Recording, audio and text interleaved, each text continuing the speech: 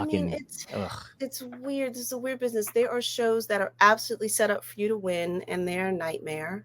Right. And then you walk in, you go, "Oh, this is gonna suck. I'm gonna need therapy. Let me call my therapist and set something up ahead of time." And then it's great. Yes. Yes. It-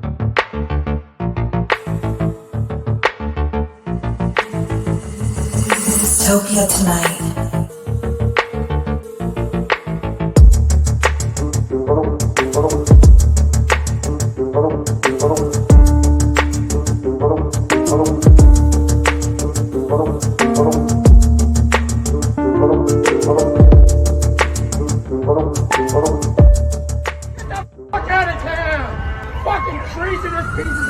Dystopia tonight.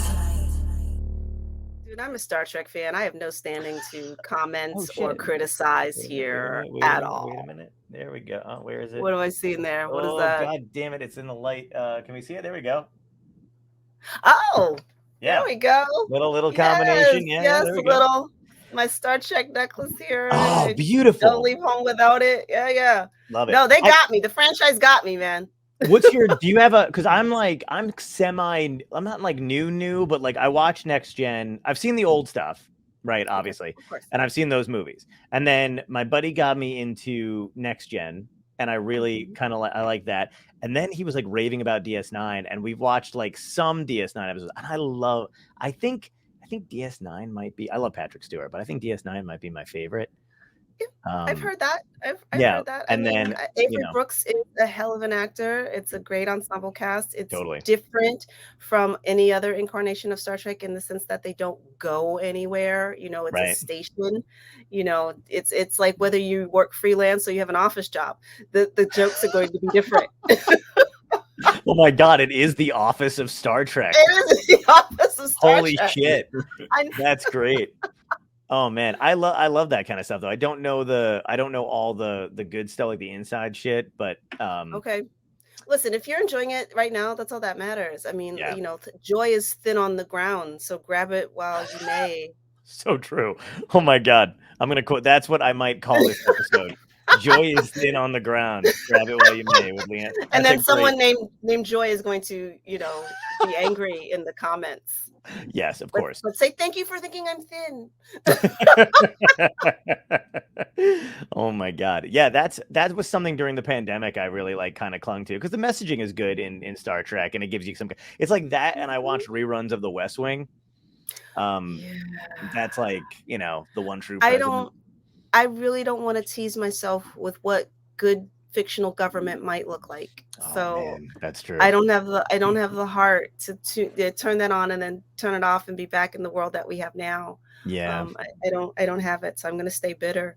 Isn't it? You know what I love about you too is you're a fantasy, like you love the Star Trek stuff, but we talked about fantasy shit like every time we get together. Every time, or tech stuff. Yes. You know. Yeah. You're the reason I have this damn iPhone 11 Pro Max. I don't know, Asgard phone. Oh. I can call Thor. Oh my god, I love it. Maybe some folks from Lord of the Rings. Now that we have brown elves, I'm like here crazy. For it. I think about that. Yeah, right. I think about that kind of shit all the time. Where when I was a kid, I had like a Ninja Turtle communicator, and that like you'd press a button, and like April would be on the other end or whatever. And now I've got an actual communicator. I mean, April's not on the other end of it, which is kind of a bummer, but she was kind of hot. That's between you and OnlyFans. Sorry. Yeah. Oh god, that would be great. Things are possible. You're right. Actually, they totally are. The thing I love, and I think you'll agree with me on this though too, is like because I feel like a lot of like Bill Maher comes to mind when I think about shit like this, where like there's those curmudgeonly fucking I like the guy, but like he's kind of a, you know, Andy Rooney type now, you know what I mean? Mm-hmm. But he's always like railing on like people, you know, younger generations into fantasy film and yada yada. And it's like, I'm sorry, Bill, what isn't a fucking fantasy film at this point? If you're watching a movie and somebody's paid off their college loans, fantasy. Happy couple, fantasy. Not a fucking hellscape. Like every bit of big apartment. Big apartment. Exactly. Yeah. All of Friends. Yeah, exactly. Oh, it's rent controlled. My fucking ass it is. Like that doesn't exist anymore. So yeah, that was my. I'm feisty at 8:30 tonight. But how are you? So you're back out touring. Obviously, you're going all over the place. Yeah, I didn't really think I was, but apparently I am because I'm tired. Like, I've been at the airport a lot. Like, this is Right. ridiculous. I see a new TSA agent. I'm like, congratulations. He's like, what? Oh, sorry. I mean, hello, here's my passport. Oh my God. Yeah, right. Every time I see you posted on Instagram, you're like in another theater at another place in another city, and like it's just it's My crazy. Instagram life looks amazing. I'm gonna go look at my Instagram and just stay on there. This real life stuff. Woo. I had Yeah. somebody try to they created like a fake account over the pandemic or whatever it was, and they were like messaging people that Is like that how on I my got on the show? Is that how this happened? Fake That's how you. yes. I wanted to let you know it wasn't me, but it's fine. No, this guy was like, it was fake me was living the dream because he was telling people who I was close to. First of all, he was asking for money, but he was like, yeah, we're making a film in Winnipeg and we're looking for some funding. And I was like, why is fake me making a film? I want to make a film in Winnipeg. Like, what the fuck? Yeah. Yeah. He was living a better life. It's actually a lovely town. City. Oh, Oh, did is I it? just offend the Canadians? I'm so sorry. You did. But from what I understand, they're very nice. Yes, they'll take my apology, and I am sincerely sorry. I don't know too much about how you actually got, because we've spent a shit ton of time together, but also like I don't know how you got started in comedy. I don't know any about that kind of stuff. But was it something you were interested in as a kid? Like, what were your passions as a kid? Was it always comedy, or did you have other interests and then literally fall into comedy? Oh, wow. Oh, so my interest as a kid, geez, I loved reading, Mhm. loved not getting beat up. If I could, avoid that, that would be Right. awesome. And that kind of happened. Look, I mean, I was picked on a lot because I was smart and skinny and wore braces, and puberty was Oh. never coming in my lifetime. You know that. Like, forget it. I'm Yeah. gonna skip straight to menopause. That's how it works. Um, and somewhere around sixth grade, I just got tired of it, and I said I thought if I made fun of myself first, Mhm. I would take the air out of it. Everybody would laugh, and then I could still do my schoolwork and get good grades. So that's what I did. I made it an intellectual type A person decision. I'm going to be funny now. It was Nice. ridiculous. Yeah. And it did change my sort of sixth to eighth grade, or actually I should say the rest of my life experience. I did theater, to fast forward, I did theater in college, and that's how I figured out I loved being on stage. Just Wow. absolutely loved it. I mean, I did musicals, I did straight plays, Mhm. I mean, like Guys and Dolls, View from the Bridge, the Oh wow. classics. Yeah. Yeah. I was a theater girl. Do you remember the first And your first role? I do. It was Guys and Dolls. I was a Oh, nice. hot box girl. I was Oh. I was Lola Ladair because okay, stupid story. I was looking for a quiet place to study, not the library because that was Mhm. lame. Who would go there? So I wandered into what I thought was an empty classroom. It turned out they were doing auditions. And I was Oh. like, "Oh, I'm sorry, I'm sorry." And they were like, "Wait, because auditions were not going well."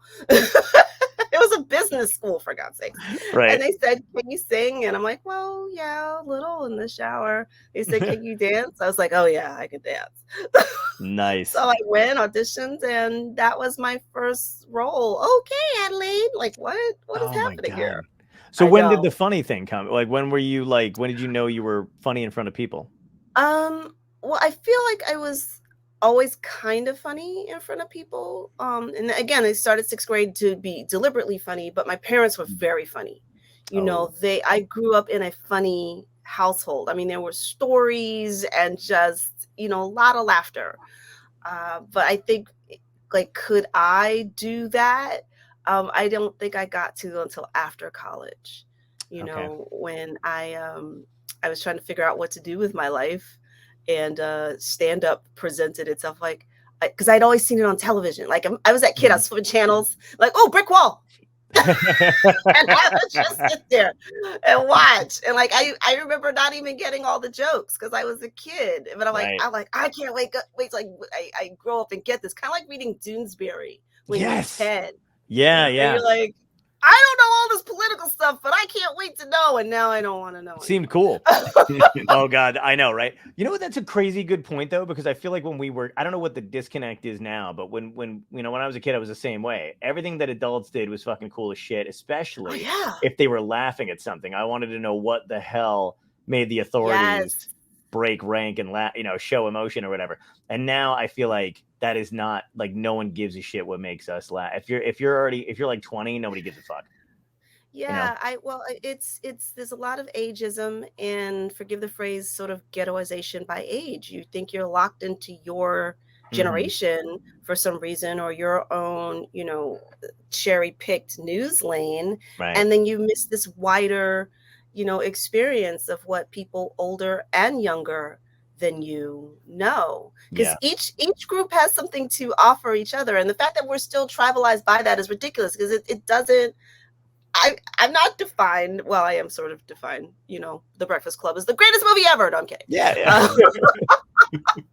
But I know who Mozart is. So should millennials and Gen Zers. And is there something after that people are still in diapers? Just really annoying people. Just really. Here's what's funny. People thought we were annoying too. Here's what I'm bothered by. Millennials are belly aching. Oh, we're the first generation to do worse than our parents. No, you're not. That's Gen X, baby. We were the first to fail. Yeah. Can you just give credit where credit's due? What do we? You guys failed and then also knew enough to fade away. You were like, and we're done. And that's it. Gen X is on the back of a milk carton as a kid. Nobody's looking for. That's us. Absolutely. So okay. So you do. Who was there a first comedian you saw, or was it just comedy in general? Was there somebody that you were like, oh, I could fucking do that? I think, well, in terms of, I can tell you who I saw when I want to do that, and that was Michael Collier, because I got tickets. Well, my boyfriend at the time got tickets for us to see one of the first early tapings of a new show called Def Comedy Jam. Here in New York. Yes. That's and awesome. I sat in the balcony and he was on. And it was the first time I think I was seeing comedy live, again, because I'd always seen it on television, and it's a different experience seeing it live. Yeah. And I was just so impressed and blown away. And I'm watching everybody react and what he's doing on stage, and his pacing and his writing and his timing. I didn't even have those words then, but I'm like that. I sat in the balcony. I said, I want to do that. Right. But the first person who I remember seeing on TV, because I just pop channels, the first person that sticks out to me is Marsha Warfield. Oh God, yeah, she was great. It was the first time. It was great. Her and Bertice Berry were the first times I had seen Black women doing stand-up. I'm watching comedy, it's white guys, women, Bill Cosby. I'm sorry, we're not allowed to say his name anymore, but he was there. We'll bleep it. No, I'm just kidding. Right. Thank you so much. I don't want to get drummed out of the culture. Right. But I saw them, and particularly Marsha. I feel like she was standing on stage holding a snifter and a cigarette, just not giving a fuck. Yeah. It was just being and I remember going, wait, what? And I kept getting closer to the TV, like we can do that? What? I was just so amazed. And so then to eventually meet her and get to work with her was just wow. When did you meet her? I told her, I said, this is gonna be awkward, and I'm really sorry. if you want to call the police ahead of time so you can create a barrier, you can do that. But I'm just gonna let you know. That's I'm great. In the Martian Society. Yeah. You asked when I meet her, I actually reached out to her for the magic of social media. This was years ago, because I saw she was on Facebook, I guess. And I said, hey, just want to let you know I'm a really big fan. And then she messaged me back. She goes, I'm a fan of your work. And I just wanted to fall down on the floor. Like, what are you saying to me, ma'am? Don't toy with my emotions. And then she's phenomenal on social media, right? Isn't she she's on there. She's definitely on there. She's funny. She's provocative. And she was here in New York a few years ago. She was at, I can't remember the name of the club. It was an old blues club that's gone now. I want to say BB King's. Yeah. And she told me she was coming. She left tickets for me. Oh at the my box God. office. So I got to like see the show. I hung out with her, Paul Mooney, who I already knew, because I'd opened for him a few times at Caroline's. Nice. And it was just like I have a picture of us sitting together. I'm with royalty. I'm Oh sitting my with God. comedy royalty right now. Like Wow. it felt so good.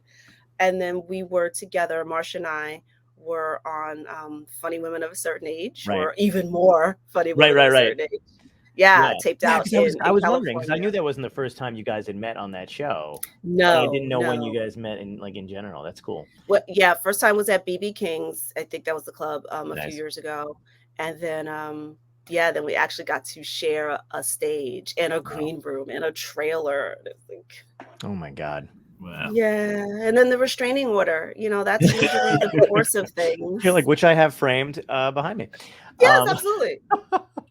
That's awesome. So that's like very few people I feel like get to meet the person that when they were younger saw them and went like, holy shit, I'd like to be that person. That's got to be like, yeah. because there's The very small only things that carry other stand-ups. Don't you agree? Sorry, I mean, but like, like there's stuff in our careers that happen. I feel like that like we survive off of, we huff.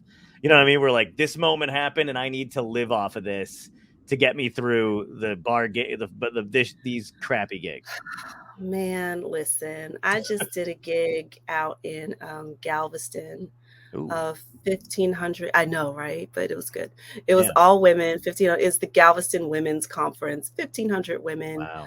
The headline speaker was Jenna Bush. Like what? Oh what am I doing here? Right. But they wanted me. They saw my video. They wanted me. Which is really nice to know that I wasn't just random. And I go and it's great and they treat me well. I had an escort. I had security. I had a gorgeous suite in the hotel. And I'm like, my next gig is in a pizza parlor. Yeah. Like, oh my God. Nothing like stand-up keeps you humble. And this is all of us. This is any of us, especially if you're working and want to keep juicy, as my acting teacher used to say. Oh my God, that's great. I got to 2009. I think I was doing. I think I was only 4 years into comedy, but I got to open for Jimmy Fallon before he took over for Conan. So not even the Tonight Show, just Conan. And Conan. Wow. So he was doing like a string of shows. He wanted to kind of warm up before he did the whole thing, get the message out there. So I got to work with him. My first national headliner. 5 fucking shows. It was a goddamn blast. I met his family. I met his sister. Like the whole thing. He was super nice. Everything, right? Photos. We got the whole thing. And then like Monday morning, I was back at my part-time job at a library where people just fucking hate, like they hate, and I was just like, oh God, like it was just this crazy ass high. And then you're like back down where like no one gives a fuck about you. And you're like, oh God. But I mean, that was one of the moments that I know carried me for a very long time. Yeah, no, and that's comedy. I don't think people get how absolutely extreme it can be. Totally. And we're in it for the other end of the extreme. It's like seriously, a really bad drug. It's so terrible. Yeah. And like, do you have one? I always have one friend who, I don't know, she just has the worst luck. She's like, hey, I'm going to come to your show. And I'm like, first of all, it's at a KFC. So why this one? Obviously I'm doing just, and she's like, no, it's gonna be great. And then like you go and you eat a dick on stage or whatever. And then, but then it's like, but I have one friend who just does it consistently. And I'm like, I know this is what she thinks I do. No matter what the strides I've made, I'm like, can you just make it to a good show? And at this point now she's like, absolutely not. She's like, I'm going to pick out shit that I know now is going to be brutal for you. Cause I'm like, oh, okay, whatever. That's fine. Well, keep the trend going. You have to exactly. Consistency. Oh God, it's always fucking brutal. So that was it. So you were just in from theater to finding Marsha Warfield to get going into comedy? Well, theater graduated during a recession, which is pretty regular and predictable here in a capitalist system, but we don't talk about that. But okay. Right. But yeah, graduated during a recession, but was lucky enough to get a job, like a real job. But wait, people were going to pay me? Like I wasn't prepared for that. And so I thought I had to take it. And I did. I worked in corporate communications for a bank. And I knew by my second day, it was one of the hugest mistakes I'd ever made in my life. Like I hated it. And I ended up staying there for 5 years. I know, because I didn't think I should just quit. I wanted to know what my next thing was, and I didn't feel like I could tell my parents who put all this faith and tuition money in me, like, hey, I'm just gonna quit and do something. I don't know what. Right. So I spent the first couple years being totally miserable, and then the next few years realizing nobody was gonna rescue me. Let me use this job, the money from this job, to figure out what I do want. So I do recommend having a job you hate. It's very motivating. Yep. And so I lived at the Learning Annex. I'm probably dating myself right here. I took all these classes and did all these things, and it was going to see a live comedy show that just lit that fire for Wow. me. And I took a class because I'm type A. Mm-hmm. I Oh, can't wait, who help did you take? myself. What class did you I take? was at the comic strip. That was Oh. yeah. I started with DF. But then my teacher after that, who was really, really a good match for me, you probably don't know him, was Rob Weinstein. Mm. He did comedy boot camp, frontline, and then he asked me to teach for him after Wow. about a year and a half. Yeah, because he said, I can see you really love this, and you'll learn what you are learning will stick better with you when you have to teach someone. Oh, that's smart. Because you have to, yeah. And Yeah. I was good at it. It's just really frustrating to teach now because Sure. everybody wants to know how they're going to get famous, Mm-hmm. and when can I make money? Yep. I took a comedy class too, and I don't know that I don't think I just didn't know that I could. It made sense to me because I think just because of the trajectory of like I dropped out of college, but once I did that I did that because I didn't like it, obviously, Mhm. but it was like freshman year, went through the whole thing, and then found out there was a comedy class I could take. So I thought that was the safer route to go, and I thought it would sound good to other people if I wasn't No. just right. Oh, No, no. so I was No, like, it sounds terrible to other yeah. comics. Oh my god, 100%. People Like are very opinionated about the comedy class oh thing. yeah, to other comedians, I barely ever mentioned. Now I'm like fuck off. But like, Yeah. but I meant to like my friends who were who were already in school. I was like, "Oh no, I'm going to do this class in New York and it's a comedy thing and writing yada yada." And there's like me and 29 other kids. Older banker, whatever the fuck, somebody trying to like, break out of their shell. And it was just me and one other person who passed away during COVID, which sucks. But we were really good friends. Erica Watson, do you know her? Yes. She and I started together. The only two in that class that ever did anything with comedy, Wait, and were we you would. at Gotham? No, I was at Caroline's. Linda Oh, Smith. at Caroline's. Linda. Oh, Yeah, I love me Linda. too. She and I are Oh still my good gosh. friends. Yeah, Yeah. Linda's a wonderful human being, good comic. I mean, I've never had her class, but anytime somebody She's says they studied with her, I'm like, oh my gosh, you're Oh gonna my love god, exactly. It was the best decision I could have made at the time because I didn't know what I was doing, and she was, if she her. like Mm-hmm. the other people in the class, I don't know what the fuck they wound up doing, but like she honed in on kind of like me Doesn't and care. Erica, and she Mm-hmm. stuck in with us, and Erica and I would like even if we didn't get to talk to each other, but like every year on our comedy anniversary, we would just call from the road or wherever we were. What are you doing? How you been? I saw you blowing up here. I saw you doing this and I whatever. And love that. I love yeah, that. she I was the had best. not seen her because she was here in New York for a bit, and then she was back Mm-hmm. in Chicago, Chicago. and and then at the yeah, I we've lost so many good folks. Oh god, I know, fucking brutal. You know. And she was also just like an accomplished like director and stuff like that. Like she knew how to do the back end shit. Like Yes. aside from having like a phenomenal comedy mind, like she just knew studio stuff and television shit. Like she was really good at all that stuff. So, but yeah, the comedy class thing. Like so, I did that, and then I don't know, and then I think I just dropped out after that, and then kept going. But it is weird to say you were in a comedy class. Like I like when other people admit it too, because I'm always Yeah. like, yeah, Well, that's pretty I admit it only because it helped me. I know how fun. my brain works, and Right. I will quickly say nobody can teach you how to be funny. Right. What they can teach you is about the business. Right. How does a show work? And how to start mining those things that you think are funny and trying to find your voice on stage. And it Mm. still really comes down to you have to write and you have to perform. If you're just writing, you're a writer, and that's lovely. People get paid tons of money for that. Yeah. But if you want to call yourself a stand-up, you actually then do have to stand up and take your lumps Yes. and get good that way. Yeah. Did you have somebody come talk to you guys? Like, did you have because we had two people like pro comics come into our class at the end to talk to us. Did you guys have that too? No, and I don't think we did. You know Joe Starr, right? Oh yeah. Oh Okay. yeah. Of course I know Joe Star. So Joe Oh came in. no. Yeah, no, Oh Joe. no. Well, Joe was like Joe and I are best friends. Like we're like old two. I swear to God, we've known each other for years, right? And so, but we talk on the phone almost every day. So, Wow. but Joe, that what it started was Joe came into the class. I was like 20, and he pulled up a stool and he was talking about comedy and the road and all this other shit. And I think what scared the shit out of a lot of other people was the thing that interested me, because he was like, if you like staying in crappy hotel rooms and you like traveling on the road and being exhausted, and as he was listing all this shit that was like supposed to be a deterrent, I was like, yeah, sounds Right. good, go on. Yeah. And I gave him Yeah. my Go tape. on. Yeah, Yeah. which is like a Yeah. I was VHS crazy tape. too. I know. And then Wally Collins was the other one who, Wally. and Oh Wally said something I've wow. never forgotten. Because somebody, of course, this is what it was. You were just saying, everybody wants to know how to get famous. So of course, Mhm. somebody, that only been on a stage maybe once was like, how do you get to be when do you know when you're ready to headline? How do you get to be a headliner? Like, dude, you're in a fucking, like, you just paid $900 for a class you're never going to use again.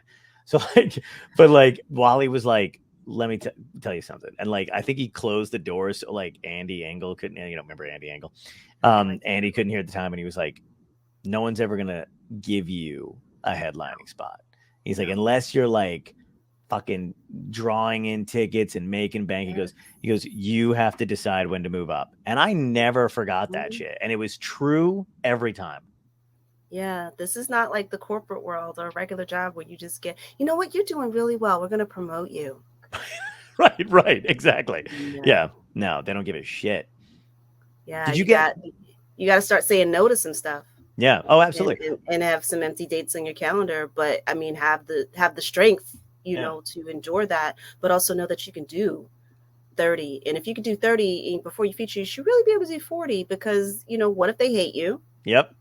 What if the headliner's late? Yep. I mean, you twiddling your thumbs while you're on stage is not going to get you booked back. Right. Well, like when I was, when I started, when I was with you and stuff like that, I only knew you as a headliner and like a really strong act. Did you? Aww. Well, yeah, you were like, man, we're just in the clubs or whatever, and we're like, oh, it's gonna be a good show.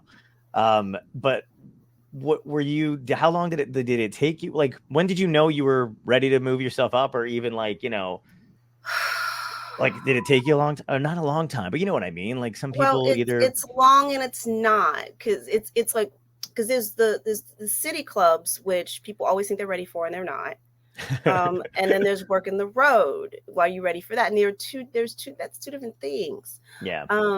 I was very fortunate in the sense that my who I consider my mentor, Rob Weinstein, liked my work. He recommended me to his college agent. And colleges you have to do an hour. I'm like, yeah. I only have like 10 minutes. Like, if that. And they saw something in me as well. And they said, okay, here's what we're going to do. We're going to send you out to open for our established acts. But in the meantime, you work on building your set. So when I was hitting the clubs, I had a goal. Like, I was, writing and performing and building. I had something to work towards. And somewhere around the 45-minute mark, I mean, they didn't know. I wasn't checking in or anything. They said, yeah, okay, yeah, we had some cancellations. We have to send you out. I was like, what? But earlier 45. And then they told me to do the thing which you're not supposed to do. It was like, oh, you got 45, you're fine. You can just wing 15. You can talk to them. Like, no, that should not have happened. But had they not sent me, they would have lost the work. They would have lost the money. Right. Exactly. That makes sense. Yeah, so they sent me out. I have 45 minutes. I'm on a college tour. And I had a blast. I had an absolute blast. But I was, and still continue to be sometimes, that baby bird that you have to shove out of the nest. Yeah. I get that. Where it's like, I've got these beautiful wings and I'm flapping them and they're like, I don't know, do these things work, you guys? I don't know. Are you sure? You have a net that I can like land on in case no, just go. But can I tell you something? From what I understand, that's what keeps you good, because we had Marsha Warfield on the show, and we were talking about, because so when I saw she was phenomenal about it. She was so cool. But when I went to Carol's second Funny Women taping, so it Oh was yes, Caroline yes. Ray, it was Hmm. I was kind of like, hanging. I saw those people and everything like that, and I was getting to them, but it was before showtime, and all these headliners, all these fucking people have been doing it forever, were like, no fucking way I'm following you. We're not going to do that. Like they Right, were like right. trepidatious about it, and it made me. I was just like, no fucking way, because like, you know, that's what I still feel. And then when Marsha came on, and she just done even more. I think it was right after, or maybe it was after, because it was about to premiere on Showtime. So she Okay. came on, Yeah. talking to her, and I said the same thing. And I was like, "Do you like? Does it ever go away?" And she was like, "Not if you're good. It never goes away if you're." And it's kind of comforting, because I'm the same way you just described yourself to be, where you're like, oh, like there's that fuck. This is gonna, like, I don't know what I'm doing, but then you Yeah, just do it. yeah, yeah, and then you just do it, and then you get those conversations of, oh, I don't want to follow this person, or somebody says they don't want to follow you, and you're like, Yeah, what? yeah. Oh God. What are you saying? But part of I think booking a show, when you take your ego out of it, if you're booking by energy, maybe I shouldn't be the one closing that show. Who's on? Right. What is the flow that's going to make this show work for the audience? So in that sense, I don't have an ego about that. Oh, you want me to do 30 and then I get to leave and go home Right. and watch the newest installment of whatever Yeah. with you are not hurting my feelings. Or we co-headline and you want to flip a quarter? No, you don't even put that coin in your pocket. You go ahead and close this. Oh, God, I love that you just said that. I co-headlined with Fugelsang at the DC Comedy Loft. So Nice. yeah, and I'd been there, like I've done it for like the last 5 years or whatever, and I've been headlining it. And then he and I were talking about going out together. So because of COVID, the date got bumped, and then Right. I was like, John and I'm always on a show, and I was just like, why don't we do it together and co-headline it? And he's so sweet. He's very, very nice. And he was like, great, we'll co-headline it. And he goes, and I can open for you, and then you can open. I was like, the fuck you are. Like, I'm like, that's not Right. gonna happen. But Tom can attest to this. I said it, so we're gonna go headline. Months leading up to it, I'm fine. It gets closer to it, and I was like, what the fuck did I just do to myself? Because Dude, we have all never the worked time. together before. And I was All like, the time. he Yeah. introduces me as funny on his show. He didn't know shit. Like, I never seen him do stand-up live. And why would I do this to and like but it was phenomenal. We had great shows. Everybody crushed. Joanne Filan came out. She always travel. I always travel with Joanne. Joanne always she middled. But we were just like, because then I got a friend to come down from New York to MC too. So it was like a whole thing. Everybody knew each other. It was a blast. But it was one of those things where, like, I was in my head, I just think that's the order of things. You put yourself out there in a perfect position to fucking fail, because that's hilarious. But it went well. You know what I mean? But I was like, yeah, fucking, I mean, it's weird. This is a weird business. There are shows that are absolutely set up for you to win, and they're a nightmare.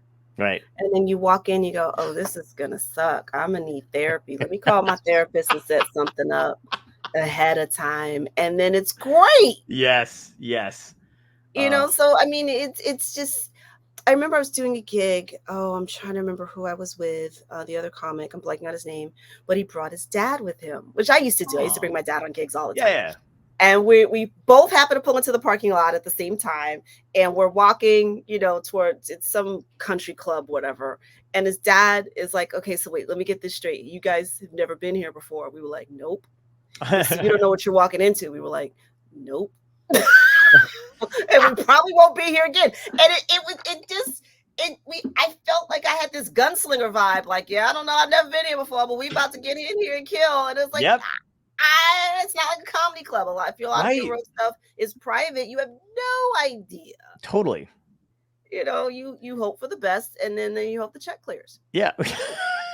One of the things that Joanne and I do all the time, and I've always said that, like, I always tell her the same thing. Like, I never care what somebody does in front of me, because so I can't follow what they're doing. Exactly. Like, and she's solid anyway, but like, it's not even the thing. But I'm just like, I'm like, I remember starting out and having headliners really bitch about the worst shit. Those guys, like, if you did like a Steve Bix gig, some hack from the row would be with you, and they'd be like, if you don't say that and whatever. And you're like, oh God, guy, I get it. You're bitter. I don't know, whatever. So, we always just have fun. But I do love that gunslinger vibe that you just described of, like, I may not come back. And it doesn't matter if I've been to the club 6 or 7 times. I always go, this is my last time here, so let's have fun. And then if they bring you back, but I like that kind of attitude of like not giving a fuck. It's your last time there, but like, Right. maybe my last time here. We're gonna have a blast. It's not caring, but in the best way. Yes. Oh wow, that's a great way to put it. Not caring, but in the best way possible. Yeah. You mentioned therapy, and we don't have to talk about it too much if you don't want to. But like, do you see a therapist or? Oh, absolutely. Great. Absolutely. So let me ask you this. At this point, I think she's seeing me because I'm hilarious. I've had to hold her hand quite a bit through this pandemic. Like, sis, it's gonna be okay. You still got clients. We can do this. Oh my God, that's so great. I wish I would get it. Oh, that's hilarious. So, but what do you think? So, like, because I always see this a lot. I always see comedians, especially like the younger ones that are coming up or whatever, who are like, no, this is my therapy. And I always want to interject and be like, no, you still need to go see there's something like, do you feel the same way? Do you I know comedy's cathartic. It is. But how valuable is actually going to see somebody? I mean, I joke about, therapy on stage. Yeah. Of course. But does it feel great to do it? Yes. Do I feel like I have the best job in the world? Yeah, pretty close to it. Right. But we have an obligation to not just dump on our audience. At the end of whatever is coming out of your mouth, it better be a short setup followed by a really great punchline.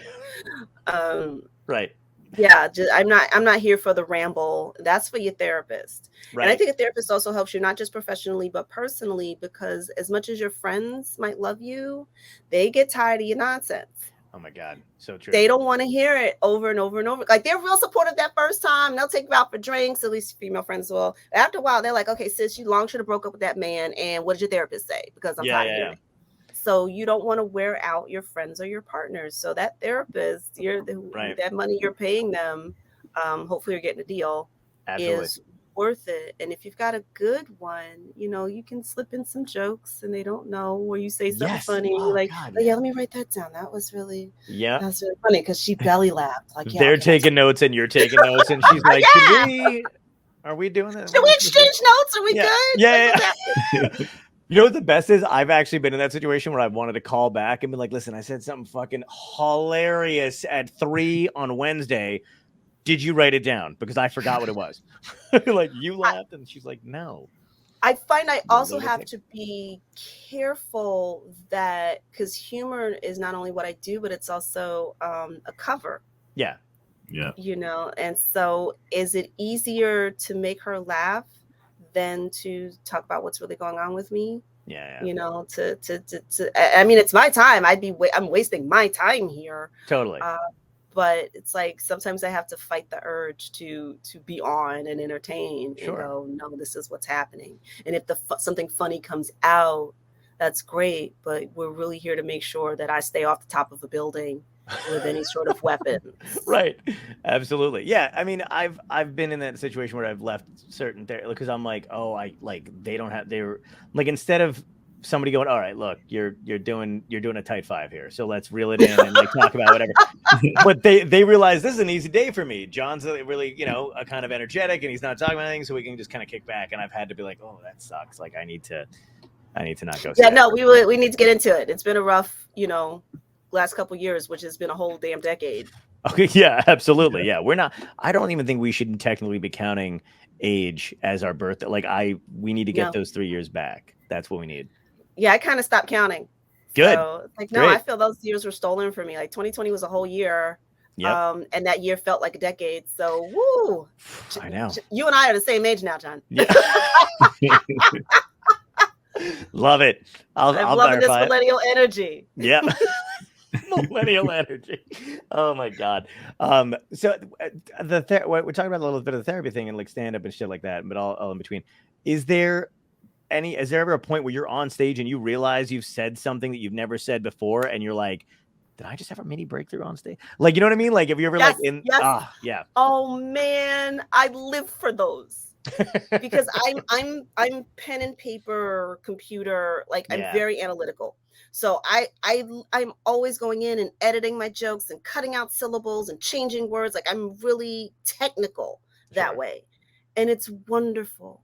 but sometimes you can write and write and write and write, and the joke doesn't really happen until it comes out of your mouth, not in the way that you wrote, that somehow you have found a better way to tell it than Right. you wrote it, which is why I'm a super relentless advocate of always, always, always, always recording your sets. Yeah. You know, Oh, yeah. whether You it's always were. video, you know, if you don't have the angle, just sit that voice memo on there. The Mhm. worst thing, well, not the worst thing, but one of the things that breaks my heart a little bit is when I see a comic on stage and they say something and you know it was an epiphany, you know they did something they didn't do before, and they're like, "Oh my God, can somebody write that down?" And I'm that comic that'll go, "Yeah," and then I give them the note and then the lecture. Yes. Like, Beautiful. this is not going to happen again. Why is it not going to happen again? Because you have a phone. Yeah. Yeah. Absolutely. It should never. Yeah. I I catch tape that every set. magic. Yeah. And also now we need to. I mean, as much as it's like annoying to the Mm. fact that we need to have content, we fucking need to have content. So it's like, you know, every set's got to be taped, and you got to look good. And well, I can bypass the looking good part because that's not happening anytime soon. But I like, you know, there's like Serious? Is he serious I, right now? I got like a little Jesus thing going on. But there's like Jesus wish he looked this good. oh, thank Jesus you. is That's talking to so his sweet. father like, I thought I was your son. I thought I was the favorite, but look at this guy. And God's like, well, I gave him glasses. Come on. I did blind him, and his friends are alarmed when he drives. Every now and again, one of my best friends is like, "How are you allowed behind?" Because like, I'll be like, "The sign down there, does that say 42nd Street?" And he's like, "We are like half a block away. Why are you driving? How are you driving us anywhere?" And I'm just like, "Oh, I don't know, dude. You know, you look at the GPS, you guess, and you turn.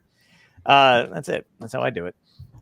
Not great, but so wait, so do you like how often, because I know like the gigs you do 9 times out of 10 you are in a theater, you are doing somewhere some kind of corporate event, some kind of thing. Yeah. Are you comfortable with allowing yourself to have some wiggle room to mess around and create new shit, or are you rigid in those events and then you just wait till like how much do you play?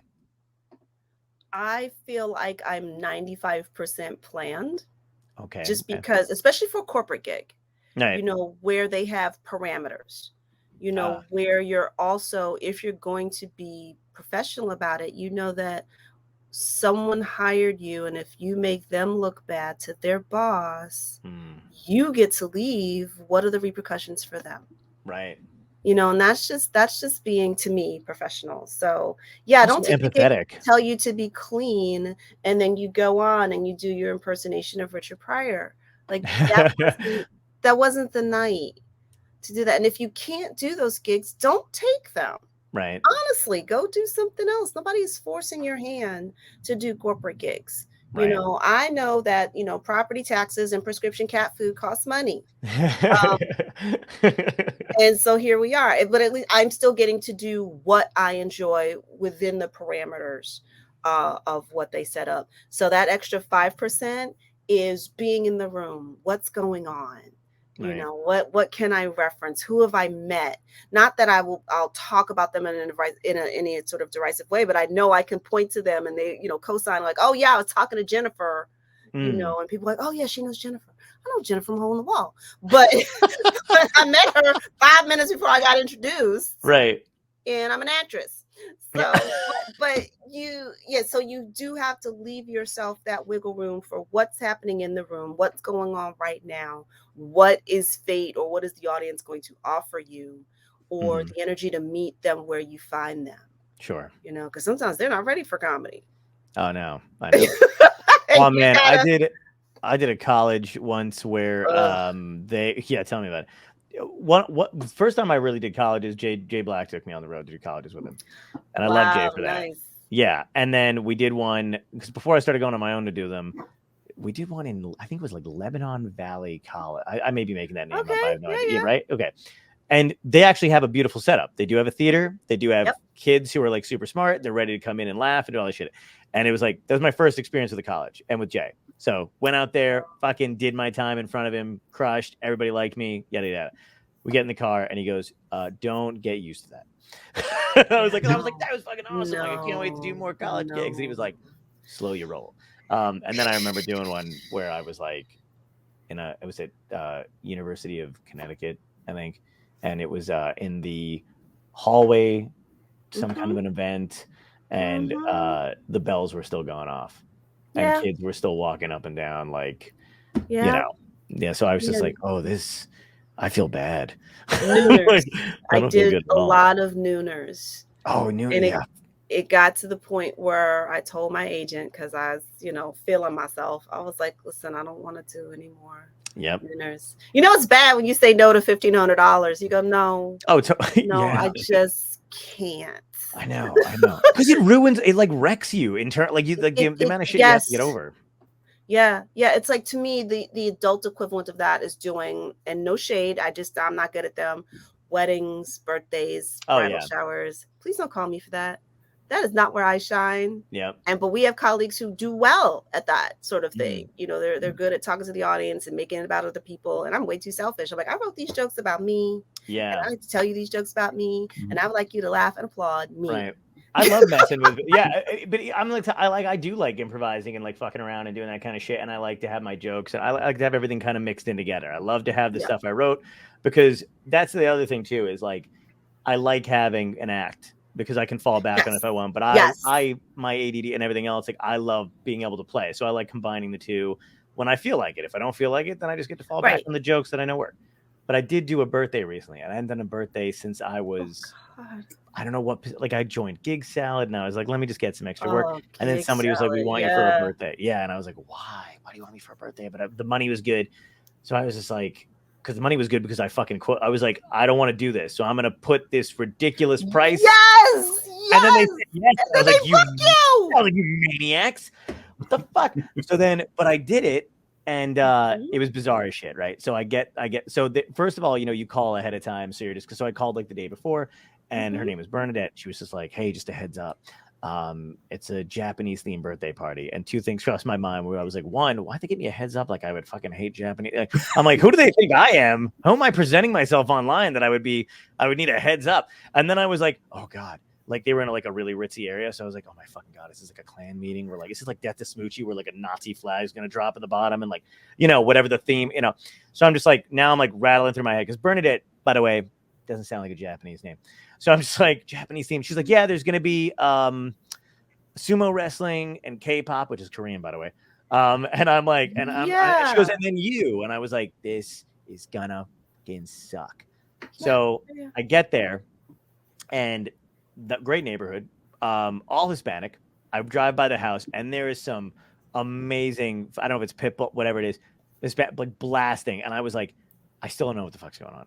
But I get there, and I guess the guy is turning 25, and he loved like anime shit, like Japan, whatever the hell it was, right? So it's all this shit all Oh, over the place. So I get there, okay.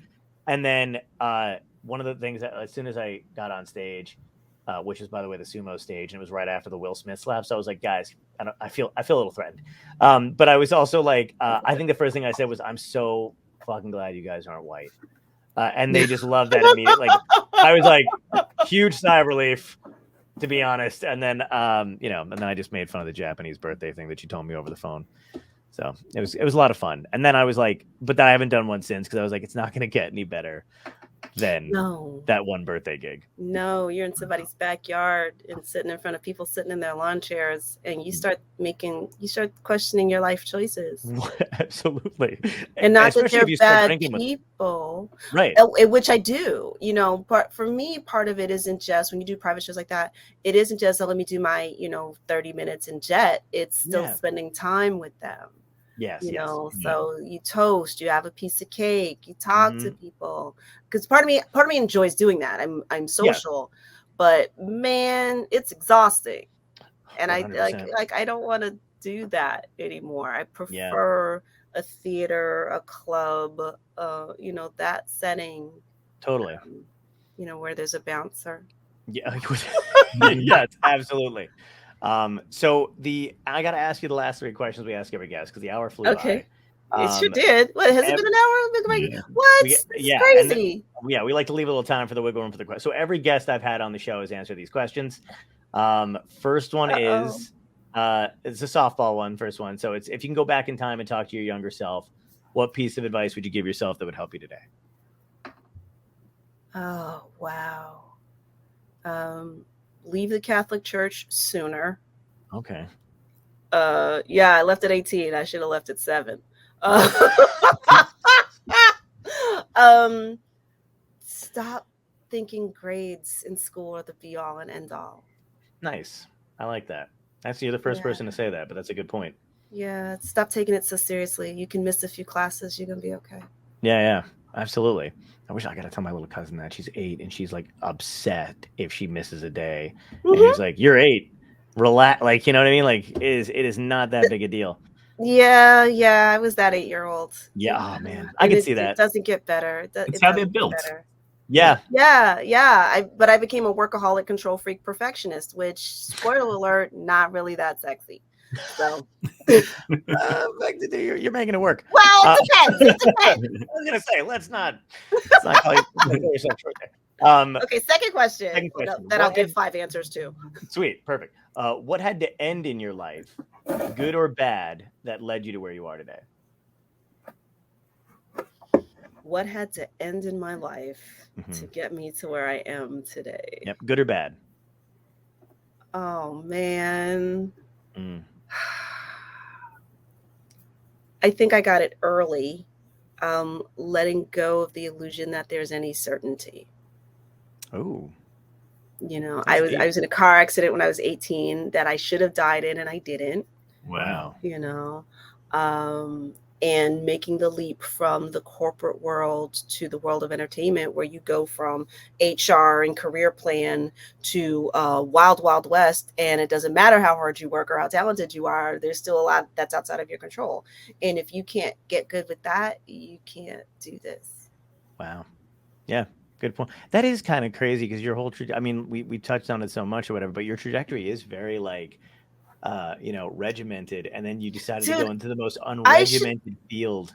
Yes, I should be a career-wise. senior vice president somewhere with a corner office, but I brought all that type A energy here. Right. And I don't know, man. But that's why you have so many tools in your tool belt. You know what I mean? Like, you're not like it's not just comedy and it's not just whatever. I mean, it's comedy is the crux of it, and it's really great, and you're an amazing stand-up. But you do have all this other shit, that you do on top of it. So that's the type A stuff coming in. Yeah. Well, yeah, and I can't work Excel. I need an assistant. So oh my God. Badly. It's like, dude, I know. And you need, if anybody needs an assistant, but you know what's crazy is they're going to have to be, I bet you anybody, they're going to have to be just as type A as you. Because if you have an assistant that's like, you're going to be like, you're going to wind up doing work for them. Like, let me just show you how to do it. The reason why I don't have one is because to me, it's a nightmare. If like I have to explain how I do something, I'm just going to do it. That's where I get stuck all the time. Yeah. So. I had somebody cutting clips at one point, and I was like, you know what? Just download the app because I'll show you exactly. Like, let me just set up this. And I was like, like setting all this crap up. And then I was like, I edit my own clips. Anything you see, most 95% of what you see of me, no, 100%. Unless I'm sharing something, I did it. Same. Sit down. I can figure this out. I know what I'm doing, and here we go. Same, yeah. We had a guy doing. I thought maybe in the beginning, like we would do it, like we'd have somebody come in and do it, and they were like, okay, but it was just like it's when I'm doing it, it's just more control and better. Last question is ties into the theme of the show, so answer it however you feel like. If this was a genuine dystopia, more so than it is now, so let's say government unrest, collapse of the government, or alien zombies, a comet headed toward Earth, whatever it is, you wake up. Everybody knows it's their last day. What would be your epic death? How would you want to go out? And what would be the cause? What would out of those scenarios? I don't know the cause. Okay. I don't know the way. I just know I don't want to see it coming. Oh, okay. I want to go, hey, you guys, we should, and then fade to black. Straight Sopranos. God, just yes. I don't want to be laying in the street going, oh my God, my leg is amputated. Where's my arm? Oh, where's my cat? I don't want none of that. Somebody asked me, they said, if it was the beginning of the Ukraine war, and they said, hey, would you fight? If you were in the Ukraine, would you fight? If this were happening in New York, would you fight? I'm like, no, I would not. That's number one. Number two, I wouldn't be here to fight. I live in New York City. I live right by Kennedy Airport. We're a bombing location. My whole neighborhood is gone. Wow. So, and where am I going to run? How far am I going to get? When I get to LaGuardia? That's the second bombing site. You're just going from one dangerous area to the other. I got to make peace with the fact that I live in a place I'm going to be wiped out. Hopefully it'll be quickly. I won't have to say, hey, there's a zombie. Yeah. Right. Maybe I'll be the zombie. Oh, hey, there's a twist. you That'd be go. nice. Yeah, Yes. I like it. Yeah. Still trying to get gigs. Does anybody know who books that cemetery I've been crawling out of every night? I need to get a better plot. Yeah, can you bring 5 dead people? My inside comedy jokes, like fucking seriously, that just fucking made my whole night. Thank you so much for coming on, spending time with us. You got to come back again whenever you got something else, because I feel like there's more ground to cover. But anytime, this awesome. was delightful. I will tell you, this changed the trajectory of my evening, because it's been a hell of a couple of days. So you guys sitting here with you and talking and laughing, thank you. Awesome. Thank you. Thanks so glad. I'll see you hopefully soon and in person, because we can do that now. You can do that now. Awesome. I'll bring my truck. Thanks, you guys. Peace. Take care. Bye.